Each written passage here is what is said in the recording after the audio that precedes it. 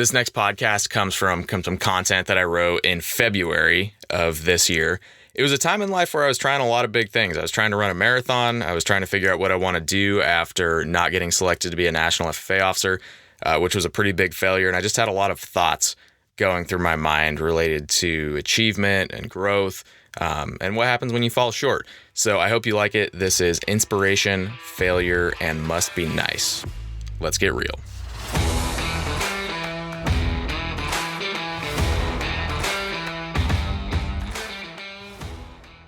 For 4 years, I got my butt kicked in school every weekend, all winter long. There was usually a crowd watching, and the other guy didn't really have to work that hard to finish the job. I had tried everything I could to stop it, but no amount of morning weightlifting or running before I went home seemed to help me. I just could not win a wrestling match to save my life. On the list of most physically demanding sports, wrestling is almost always near the top, if not at the very top, because the sport requires both some brute physical strength, incredible strength, and mental fortitude. Competitors have 7 minutes at the collegiate level at least to bend another body to their will and hold it on the mat until they win. That win is rewarding because champions get their hand paraded through the air to a cheering crowd, but the loss is just as, if not more, embarrassing because losers get held down in front of the same crowd, in front of the same cheers, seeing it from a very, very different perspective. I would know. The individuality of the sport places responsibility for success and failure on one competitor, and that is the single wrestler, because it's an individual sport, right? Wrestlers, they practice together. They try to make each other better through practice. They try to win team matches through points, but they can't use their teammates' mistake to justify a loss because it's all on them. It's really a sport of grit, discipline, and a lot of self-accountability. And for all of those reasons, I admire the sport a lot. Here at Oklahoma State, my friends and I do our best to attend every wrestling duel that we can at Gallagher-Iba Arena. And my girlfriend, her first match that we went to, she was very unfamiliar with the sport, first duel she'd ever been to. She yelled out, "You can see their six-packs through their leotards," which was funny for two reasons. First of all, because, yes, they're absolutely freak athletes. If you ever see a wrestler, you will definitely notice how huge their muscles are and how low body fat they have, and maybe some cauliflower in their ears. But also, it's not a leotard, it's a singlet, so it's hilarious that she pointed that out. At the collegiate level, if you attend a duel, you can expect to see 10 matches of these just freak athletes grappling for victory. It's quite exciting. Teams earn points by their wrestlers winning matches, and then at the end of the duel, the team with the most points from those matches wins the whole thing.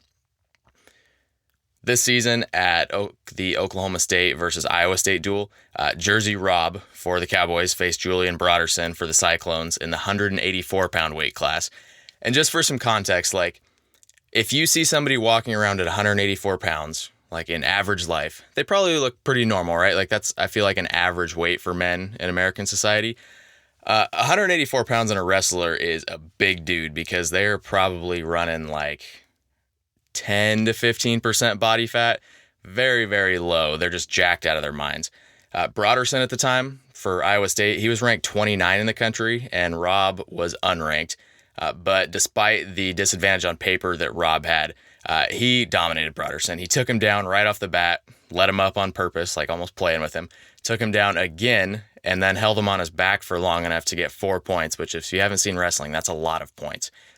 That left Rob with a 10-1 lead at the end of the first round, and the stadium was just going nuts. People were on their feet, yelling, screaming. The underdog was dominating the foreign challenger like it was nothing, and people loved it. At the end of the match, Rob ended up winning 15-6, which is a huge margin, especially for somebody that's ranked higher than you. And the crowd just lost their minds even more. We were clapping to the beat of the school band. It was a really cool moment, and Rob was on top of the world. As I listened to the crowd cheer, I realized my wrestling experience, it was very, very different. Joining the sport in middle school, I was overweight and lacked athleticism.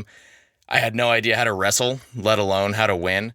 And over the next 4 years of the sport, I ended up getting into great physical shape, lost a lot of that weight, got in some good cardio, but I still just could not win matches. My friends at the time, they were seeing their hard work and practice pay off with victories. They were placing in tournaments, going to state, while I was sitting on the sideline feeling very discouraged. At the time, I blamed a lot of those losses on just a lack of God-given talent, and I didn't have as much experience as them, which was probably true. But the real reality, the harsher reality, was quite different. Because when I faced the hardship of losing, I took practices less seriously. I thought, like, if it's not paying off, then why am I doing it? And then the catch-22 of that was that taking practices less seriously led to more lost matches and less progress. The truth is that teenage Justin, I just didn't have the discipline, the grit, and the self-accountability. So when wrestling season came during my junior year of high school, I decided that I was going to leave the mat and I was going to feed cows all winter. So I quit. That was that. When I witnessed Rob's victory, it brought back a lot of memories. It brought back thoughts of sore muscles, lifting weights, running, bus rides, good memories with friends. But it all came back to quitting because I could not stop getting my head stuffed in the mat. Rob reached an elite level that I could never dream of reaching because he had discipline, grit, and determination that I lacked. And I knew because of my experience that his victory on that day had a long, grueling backstory. As the crowd roared to this victory, they lost their minds for it. I just really thought to myself, like, how many of them really know what it takes to be that good? And then that led to a little bit deeper question of how often do we consider, the trials and tribulations of any individual who has found success? Due to wrestling's small popularity in America, most people don't really understand what they are watching when they see an elite wrestler, let alone just how much of a freak athlete they are. Like, for example, at my friend's first wrestling duel, at Ashton's first wrestling duel, he's like, yeah, I could take Dayton Fix, who went undefeated at home for 5 years of wrestling and just won the national championship last year in the 133-pound weight class. Ashton's like, yeah, I could take him. And I had to politely tell him, I was like, dude, you have a 40-pound weight advantage on this guy, but it's irrelevant because he's a real-life ninja. Ashton, like a lot of people looking at wrestlers, they didn't understand, like, how good they are and how skilled they are. And I believe the lack of wrestling understanding that Ashton had is something that carries into broader society. Like, I think there's just a lack of understanding for most people who are really good at what they do. And I think this misunderstanding, if it goes far enough, can actually hold us back from reaching success ourselves in whatever we're trying to venture. Because here's the thing, in the age of Instagram, where people only share their biggest accomplishments, we rarely see the journey that led to them. We love the overnight success story, right? We think that, man, it's impressive that you could just work hard, no attention, then one night, like, bam, that's it. But the thing is that doesn't really exist as much as we like it to believe. Let's think about some examples. Matt Rife, you've probably heard of him if you're into stand-up comedy at all, is one of today's most popular comedians. He's most famous for his red flag crowd work that blew up on TikTok, and he was labeled an overnight success when it happened. He did go viral overnight, but he'd been doing comedy since he was 14. His grandpa would take him down to the comedy club when he was a little kid and put him up in front of adults and see what happened. If you remember back to August of last year, the song Rich Men North of Richmond by Oliver Anthony, that debuted at #1 on the Billboard charts as an independent song. Crazy, right? Everybody said, man, he's an overnight success. He just blew up. True, he blew up overnight. But the thing is, he'd been making music for years. If you go on YouTube, you can find videos that he posted a long, long time ago. Internet virality, it makes success stories more shocking because maybe they pick up a lot of steam faster, but it doesn't let us appreciate the work that led up to that one moment where it blew up, right? We don't see the journey that went into creating the success. So let's relate it back even a little more personal. There's probably somebody that you know, I know there's somebody that I know, that you see as more successful than you. And it could be anything. It could be, health, money, position at work, family life. It could be literally anything. We meet people all the time who have a lot more than we do. And it's really easy when we meet them to think, man, must be nice. You've probably said it before, right? You see a really nice car, must be nice. You see somebody eating at like a 5-star restaurant, must be nice. The problem is thinking must be nice, that slaps a Band-Aid on self-pity. It discredits the efforts of the other people who created their success, and eventually the Band-Aids fall off. When the Band-Aids fall off, all we're left with is reality, which is that we don't have what they do.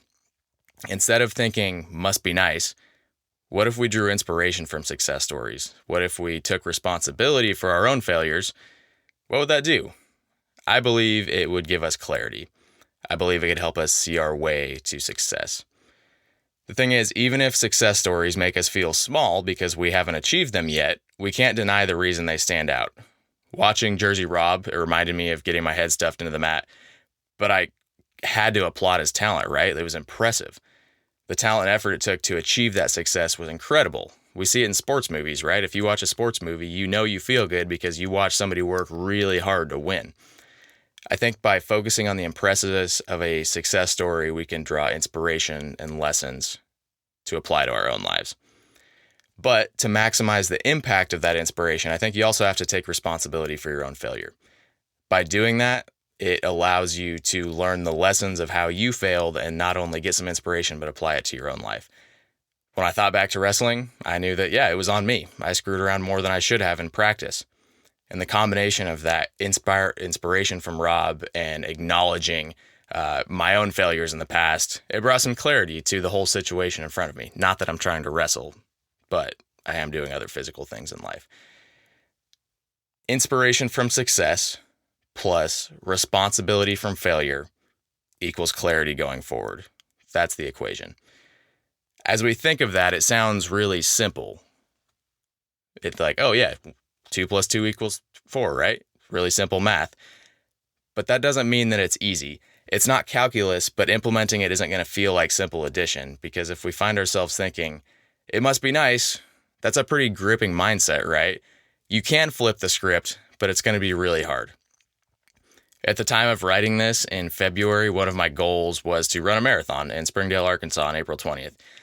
I did that, and I will tell you that one thing that helped me a lot was drawing inspiration and knowledge from my coach Betsy and her story, and also acknowledging my failure in wrestling from 4 years prior, where I knew that if I screwed around every day in practice and training, it wasn't going to pay off. The clarity that I got from those inputs created a training plan that I could stick to. Every morning, I would wake up and I would go on a run. When it was a 20-mile long run, I felt like I was going to die afterwards. When it was an 8-mile run, I felt like it was pretty easy and I was glad I was doing it. Running dozens of miles every week according to that plan hurt a lot, but it ended up making me successful. The equation, it doesn't produce overnight success because overnight success doesn't exist like we've established, but it does produce a clear path forward. So as you reflect on what we just discussed, what do you want to achieve? Maybe you want to lose weight. Maybe you want to get fit. Maybe you want to make more money, buy a house, buy a car. It could be a lot of things, material or not. Maybe you just want to have a better family life, right? Better relationships to those around you. Find somebody, whether it's in person or online in the age of information, that you can learn lessons from or draw inspiration from. They're out there everywhere. Think of what you're doing wrong. It's going to be uncomfortable, but think about some failures that you've had and how you can not do them in the future. I think you'll find clarity going forward. Alrighty, inspiration, failure, and must be nice. There's a few things that I wish I would have emphasized more when I wrote this. The first one is really getting at the long-term side of things. Scott Galloway is somebody who is pretty popular online right now, quite controversial, but pretty popular. And his whole message is, especially to young men, because he sees them as somebody who's struggling today, that you can achieve what you want, but it's not going to happen in the next 10 years. His motto is like, I can get you rich, but it's going to take 50 years. And we're not talking about money like in the Substack, but I think the message there is true, that you're going to have to do some hard things, face some difficult challenges, and it's going to take a long time, but you can know that when you play the long game, it's probably going to pay off. So that's the first one. I think, like I mentioned, the equation of, drawing inspiration from success stories and then drawing lessons from your failures and finding clarity from that equation. It's really simple, but it's not going to be easy. So keep that in mind. The second thing is, I really wonder how powerful inspiration is, because if you think about it, inspiration is not something that you can, just tap into any moment you want. It's really hard to control your motivation. If you look up the fog behavior model that is used to design everything from social media apps to experiences and theme parks, you'll know that motivation in that equation of how behavior happens in humans, motivation is not hackable, right? It's fixed. So I think a more realistic way of thinking about inspiration is not necessarily like, I'm going to go watch a speech and I'm going to be inspired and then I'm going to work really hard on the thing I'm doing. Don't think of it that way, because you'll run out of speeches eventually and you'll stop doing whatever you're working on. Think about it more as learning knowledge and lessons that make it easier for you to achieve what you want to achieve. Betsy, my running coach, has a very inspiring story, right? She lost an incredible amount of weight in her lifetime, really reversed her health, and probably saved her own life by doing so. That's an inspiring story. But if I read that story every single day before I went on a run, it would kind of lose its nuance. Rather, if I had that story in mind and then I took the lessons and the cues and the advice she was giving me, it was like a really potent combo. Every time before I went on a run, I was like, yes, I can do it too. Right? So there's some nuance to that. Think about lessons from success stories, and maybe in combination with inspiration, but not purely like inspiration motivation. With that, thank you for listening. I hope you enjoyed this podcast based off of the Substack, Let's Get Real. If you want to check it out, go to Substack, search Justin Sharp or Let's Get Real, and you can also read it too. Stay tuned for more of these episodes. Let's get real.